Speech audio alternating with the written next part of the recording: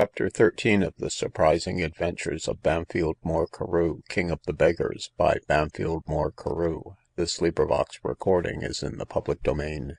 Captain Rogers, having taken in his lading, which consisted of rice, tobacco, and pipe staves, set sail with a fair wind from New London, and run to Lundy in a month and 3 days. Nothing happened material on their voyage, and the sailors passed this time very joyfully, having so favourable a gale. But our hero, who knew that fortune, like a common jilt, often puts on the fairest smiles when she is about to discard you, thought it prudent to provide against her slippery tricks as much as lay in his power. He therefore pricked his arms and breast with a needle, and then rubbed it with bay salt and gunpowder, which made it appear like the smallpox coming out. In the night time he groaned very dismally, till at length the captain called to him to know the reason of his groaning so in his sleep. Alas, sir, replied he, I have been dreaming my poor wife was dead, and that she died of the smallpox. Be of good cheer, man, says the captain, dreams are but fables, and for your comfort I believe we shall quickly make land. However, they did not do this as soon as the captain expected, for towards the next evening, the wind springing up a fresh gale, the captain ordered to stand out to sea again. During all the day Mr. Carew did not stir out of his hammock, pretending to be very ill. Towards the morning the wind was somewhat laid, and they stood in before it, but it being very hazy weather, the captain ordered a good look out, crying, My brave boys, take care we don't run foul of some ship, for we are now in the channel. The men replied, All is well. Now the cocks began to crow on board, and Saul took his last embrace of Thetis, to begin his daily stage, for indeed already had his equipage waited near an hour for him. Reader, if thou art acquainted with the inimitable history of Tom Jones, thou mayest perhaps know what is meant by this; but lest thou shouldest not, we think it not improper to inform thee that we mean no more than what we might have told thee in 3 words, that it was broad daylight. The captain called out, How goes the glass, my brave boys? 8 glasses are just run, replied the men. Then look out sharp for land. Soon after the cabin boy hallooing out, Land, land. The captain ran nimbly to see if it was so, saying, I am afraid we are embayed. No, replied the mate, I will be bound for it. It is Lundy Island. The captain ran up immediately to the main topmast head, to look out for other lands to the right and left, and found it to be indeed Lundy Island. Upon which several sailors ran up the rigging, and among the rest Mr. Carew creeps out with nothing but a blanket upon his shoulders, and makes an attempt to run up the rigging, which the captain seeing, he hastily cries out, Where is old John going? Take care of the old man, he is light-headed. Upon which some of the sailors took him down and carried him back to his hammock. Then they crowded all the sail they could for Lundy. When they came near they perceived several ships laying at anchor there, and made a signal for a pilot. Soon after comes up a pilot of Clovelly, who was then upon the island waiting to pilot ships up to Bristol. The captain welcomed him on board, and agreed for 7 guineas to be piloted up to Bristol. Then the captain asked him what news, and if any New England men were gone up the channel. He replied that none had passed, but that he could inform him of bad news for his men, which was the Ruby man of war, Captain Goodire, lay then in King Road, and pressed all the men he could lay hold of.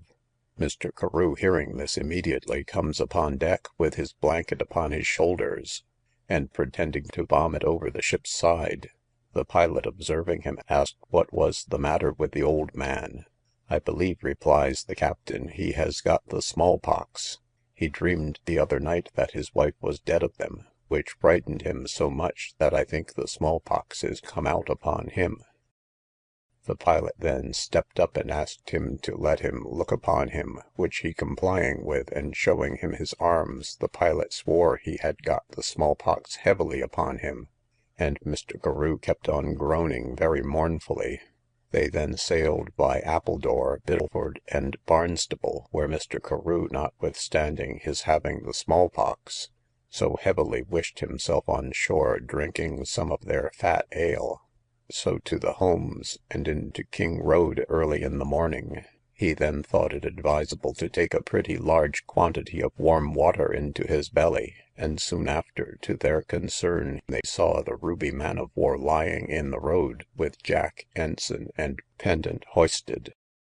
Now were all the sailors who had been so jovial before struck with a dreadful panic, but our hero, secure of the favour and protection of the goddess Prudence, was quite easy at heart. Soon they perceived the man of war's boat making towards them, upon which Mr. Carew grew sicker and sicker. The captain ordered the ropes to be flung out for a man of war's boat, and the stanchions and red ropes to be got ready for the lieutenant, as though they had been to receive some good visitor on board.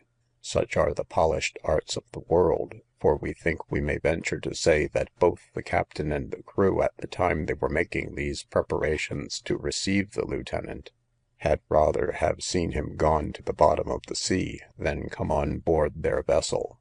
At length the man of war's boat came alongside of the ship, when Mr. Carew went down into the steerage with his belly full of hot water, and the lieutenant came on board. Sir, you are welcome on board, says the captain, or rather that little part of the captain called the tongue, for the heart, mind, and every other particle of the captain wished him at the devil at the same time.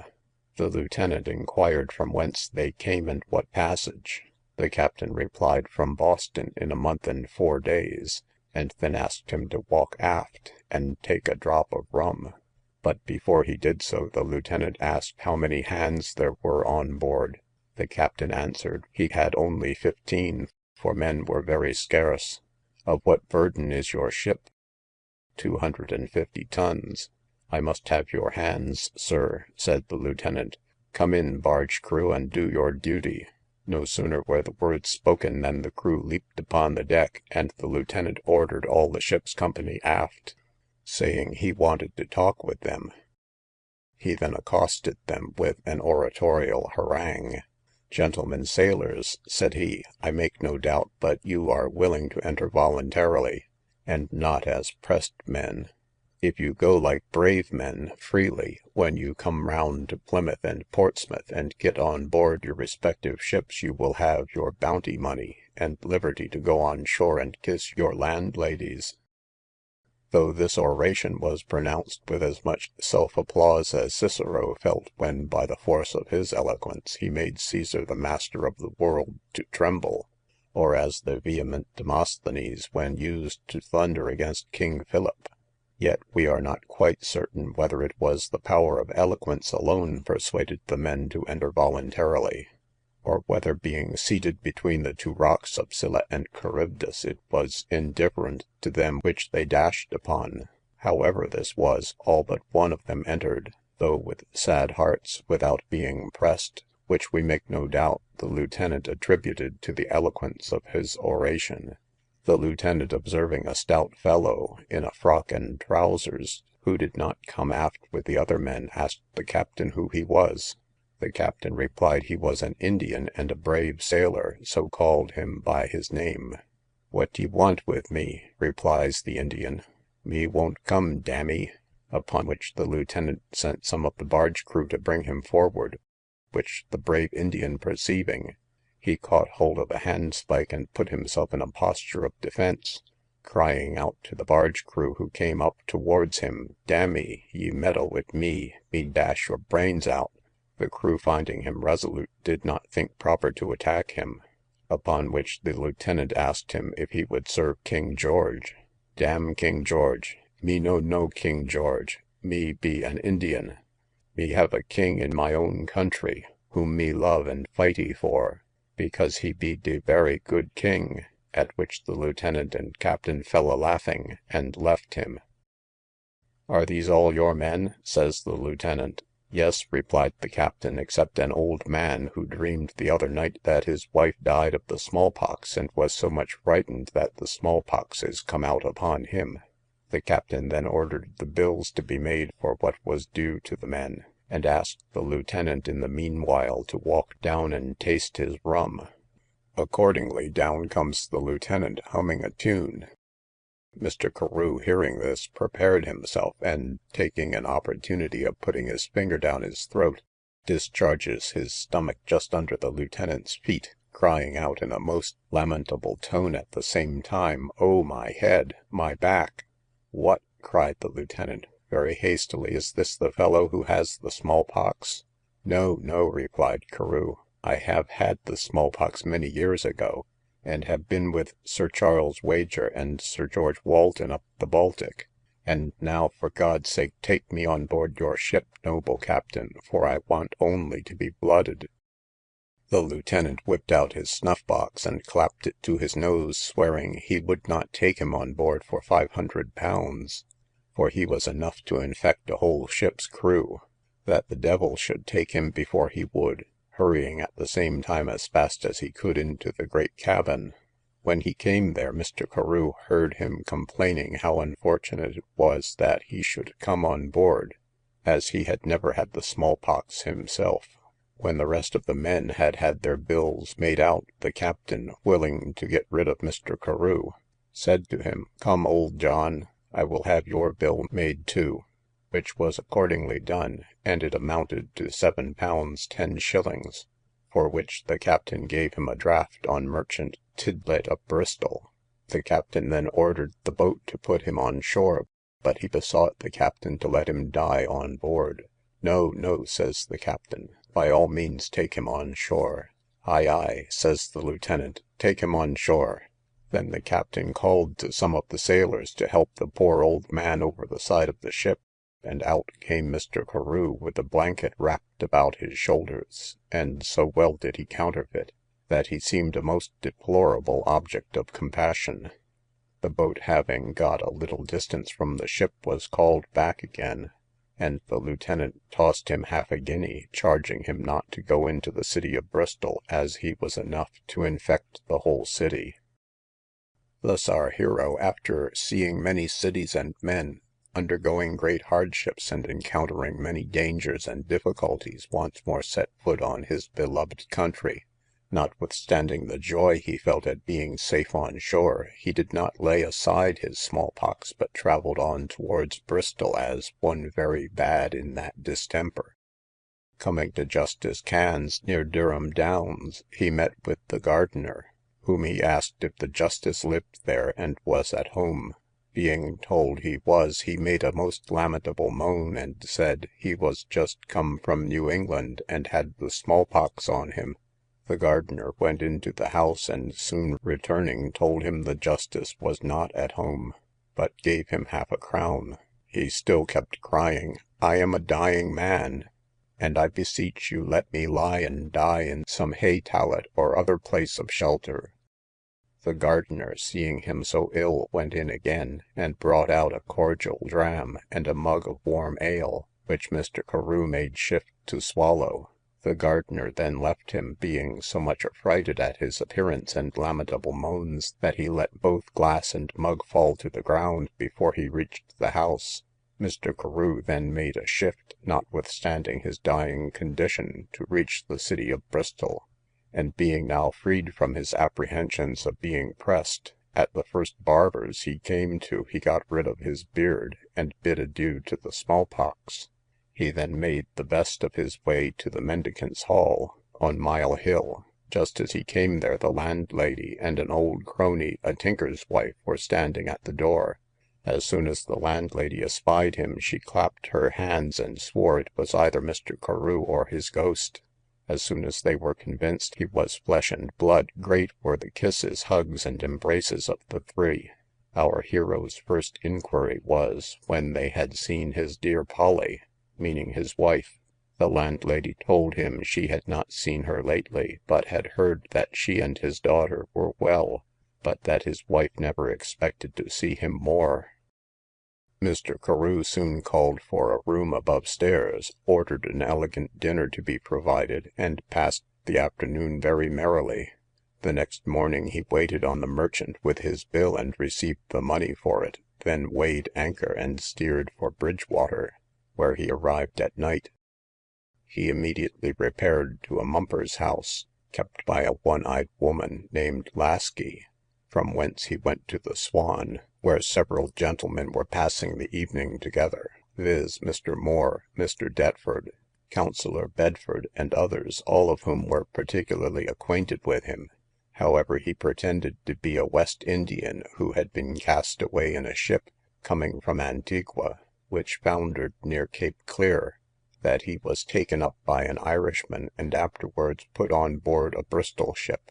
Having by this story raised a handsome contribution from the gentlemen, he discovered himself, knowing them to be his good friends; but the gentlemen could scarcely credit him, till he gave them sufficient proofs of his being the real Bampfylde Moore Carew. The next morning he went to Sir John Tint, and made the same complaint he had done the night before at the Swan in Bridgewater.